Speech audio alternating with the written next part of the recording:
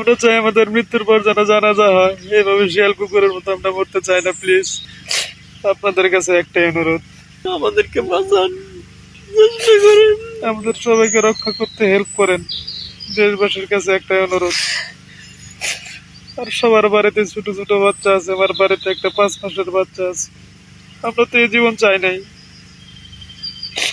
আমরা আসছিলাম শুধুমাত্র ডাল ভাত খেয়ে বাঁচার জন্য, আমাদেরকে এভাবে বিক্রি করে দিছে।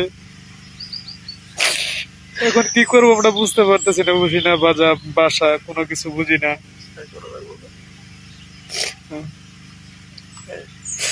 আমাদেরকে রক্ষা করুন প্লিজ, আমাদেরকে রক্ষা করতে হেল্প করুন।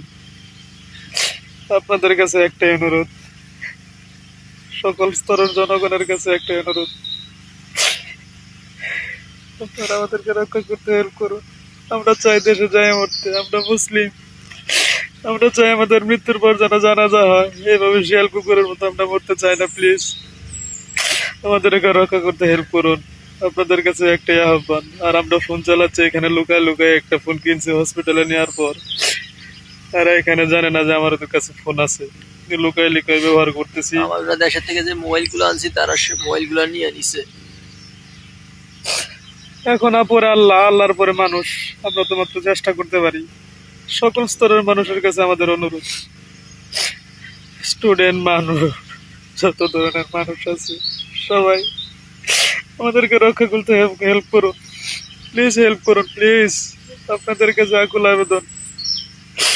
তা না হলে যে কোনো সময় আমাদের ফোন লাইনে পাঠাই দিবে, আমরা মারা যেতে পারি যে কোনো সময়, ড্রোন হামলায়, গ্রেনেড মামা, অথবা মাইন্ডে পাপড়ে মারা যেতে পারি।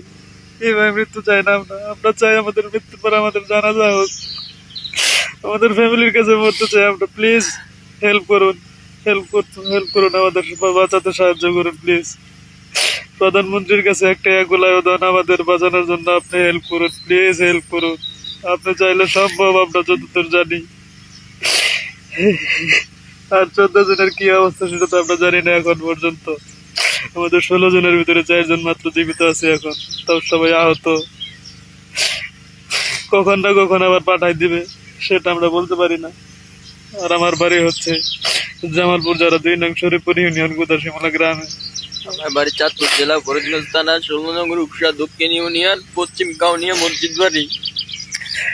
আর বেশি কিছু বলতে পারবো না, যে কোনো সময় লোকজন চলে আসবে। প্লিজ আমাদেরকে রক্ষা করুন। উপরে আল্লাহ, পরে আপনারা আমাদেরকে রক্ষা করতে হেল্প করুন প্লিজ। আমরা এভাবে মরতে চাই না। আল্লাহ হাফেজ।